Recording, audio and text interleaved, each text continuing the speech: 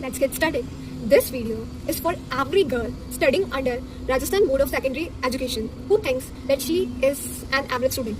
So basically, I am from Rajasthan Board in my class 10th from English medium RBC. So let me tell you about my story. I was not topper from the very beginning. But I had one clear goal to achieve the Gargi Award. So those girls who are studying under class 10th RBSC schools, तो they know कि what is the role of Gargi.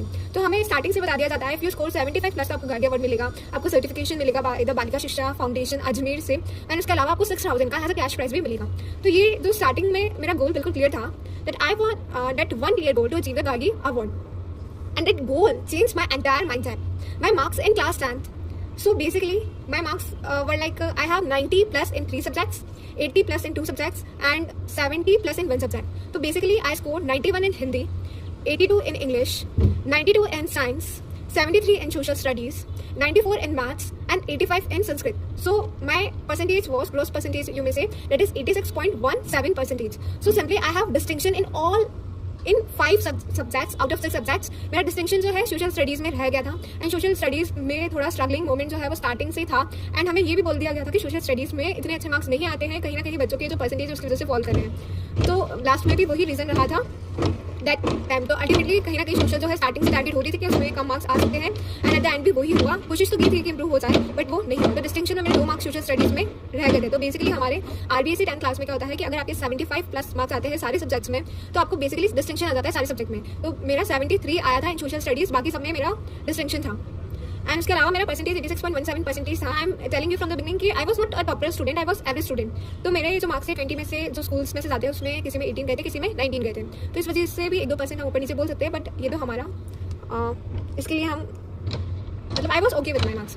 And उसके बाद what happened then I used to go to coaching. तो basically मैं किस की coaching जाती हूँ. I used to go to coaching for maths and for science. But science में for the physics वाला part I prepare myself और with the help of one of my elder cousin. तो उससे मैंने थोड़ा समझने की कोशिश की थी. तो कहीं ना कहीं इस तरीके से मैंने फिजिक्स कवर कर ली थी. मैथ्स के लिए I separately go, and for biology and chemistry के लिए I used to go to the science coaching. And मेरी साइंस वाली मैम बहुत ज़्यादा अच्छी थी. मुझे केमिस्ट्री उनसे बहुत अच्छी मतलब बहुत ज़्यादा अंडरस्टैंडिंग मेरी बिल्ड हो गई थी, बिकॉज मुझे स्कूल में आई वॉज ठीक है स्कूल में तो, बट मेरा जो मेन जो मुझे केमिस्ट्री समझ आई थी वो कोचिंग पर ज़्यादा समझ आई थी. एंड बायोलॉजी के लिए भी मैम ने सारे डायग्राम्स पूरे साल पढ़ा के इतना गो थ्रू करवा दिया था कि मुझे मतलब खुद से इतना टेंस नहीं होने पड़ा. उसके अलावा I used to go to English coaching as also, because English जो है कहीं ना कहीं from the very beginning of my childhood मुझे काफ़ी ज़्यादा पसंद थी. तो एज सच इंग्लिश की कोचिंग जाने की नीड नहीं थी, but when I join the English class तो अल्टीमेटली मुझे उससे काफ़ी ज़्यादा बेनिफिट हुआ. तो इंग्लिश वैसे भी पसंद थी, उसके लिए क्लास जाना और अच्छा लगने लगा. एंड अल्टीमेटली जो सारा जो थ्रू आउट द ईयर जो हमें अंदर से जितना भी ज़्यादा मोटिवेशन था वो कहीं ना कहीं इंग्लिश के मैम की वजह से मुझमें बहुत ज़्यादा कनेक्टिविटी थी, एंड मुझे लगता था कि I will do.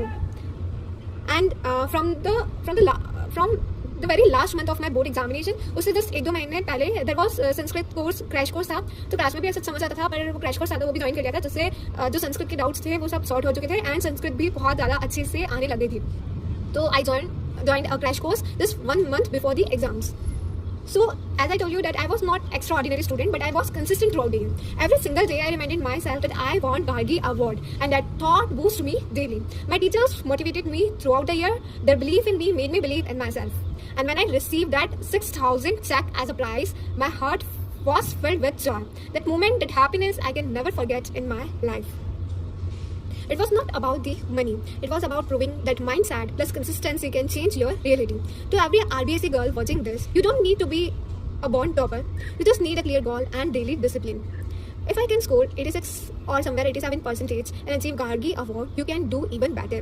You know कि Gargi Award जो है सिंपली वसंत पंचमी पे मिलता है after next year, and that year I was awarded the Gargi Award not by any ordinary people. Even district collector, that time the former district collector of our city, Ravi Jain, awarded the same Gargi Award to all the girls who won the Gargi actually fall under this criteria, and that was a never forgettable moment for me.